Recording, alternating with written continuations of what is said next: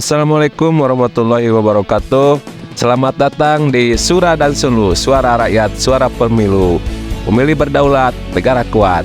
Ya, Jen Basori Alwi. Pada kesempatan kali ini saya akan bersosialisasi kepada masyarakat untuk mensukseskan pemilu tahun 2024. Bagaimanakah suranya? Mari ikuti saya.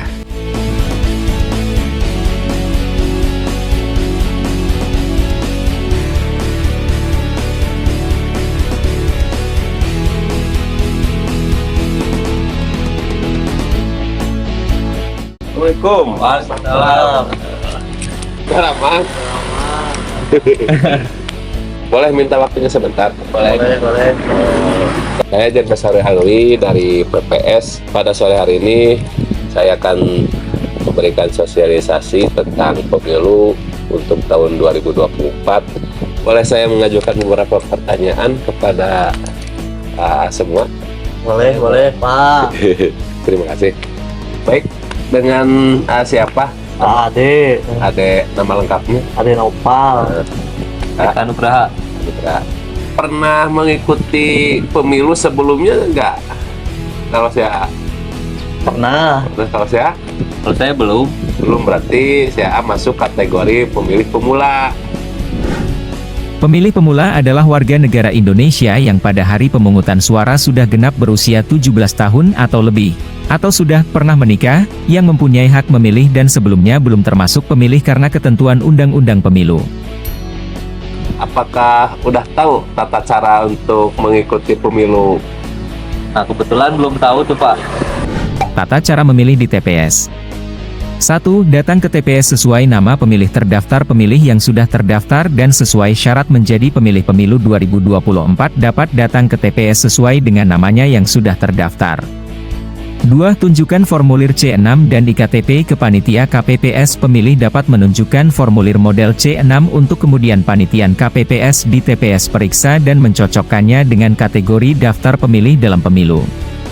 3. Tulis nama pemilih di daftar hadir. Pemilih lalu mengisi daftar hadir yang berisi nomor urut kedatangan, nomor urut pemilih dalam daftar pemilih, dan jenis kelamin. 4. Tunggu antrian hingga dipanggil setelah petugas KPPS di TPS menulis nomor urut kehadiran pada formulir model C6 dan diberikan pengarahan informasi. Pemilih dapat duduk di tempat yang telah disediakan sambil menunggu panggilan. 5. Terima surat suara yang sudah ditandatangani Ketua KPPS. Petugas KPPS akan memberikan formulir model C6 kepada Ketua KPPS secara berkala.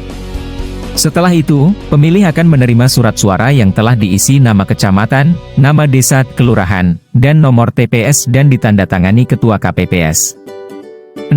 Pemilih masuk ke bilik suara selanjutnya. Pemilih akan dipanggil dan diarahkan oleh anggota KPPS untuk memasuki bilik suara yang kosong untuk memberikan suara.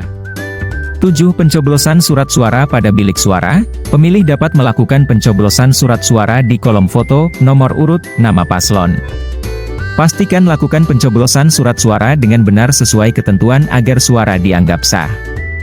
8. Lipat surat suara dan masukkan di kotak suara. Surat suara yang sudah dilipat rapi harus dimasukkan ke kotak suara. KPU mengatur agar kotak suara ditempatkan dekat pintu keluar TPS. Pastikan surat suara yang dimasukkan sesuai dengan kotak suara yang sesuai.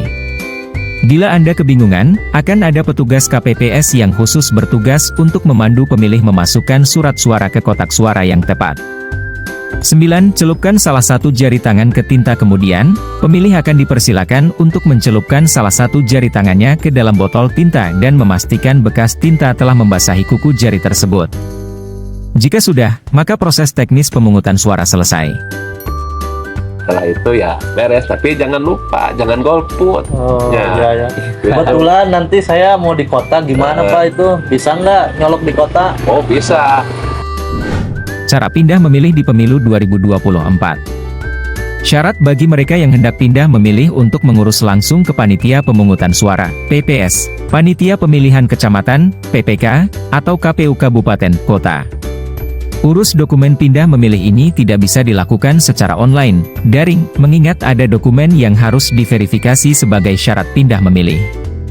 Soal pemilih yang dapat pindah TPS diatur dalam PKPU nomor 7 tahun 2022. Berikut ketentuan pindah milih pemilu 2024. 1. Datang langsung ke Panitia Pemungutan Suara, PPS, Panitia Pemilihan Kecamatan, PPK, atau KPU Kabupaten, Kota. 2. Bawa bukti dukung alasan pindah, misalkan karena tugas, bawa surat tugas. 3. KPU akan memetakan TPS mana di sekitar tempat tujuan. 4. Pemilih diberikan bukti dari KPU berupa formulir A5 pindah memilih. Nah, mekanisme dan prosedur tata cara pindah memilih dan mekanisme syarat melayani pemilih khusus. Beberapa penekanan yang perlu dipahami yakni alasan pindah memilih disertai dengan jangka waktu pindah memilih yang telah diatur sesuai ketentuan H30 atau H7. Masih ada yang ditanyakan?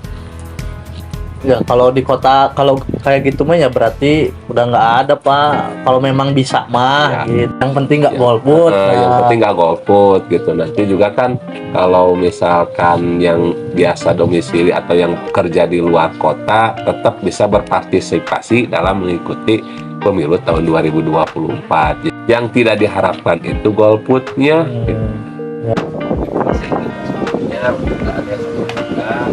Mari kita sukseskan pemilu tahun 2024. Rakyat berdaulat, negara kuat. Assalamualaikum warahmatullahi wabarakatuh.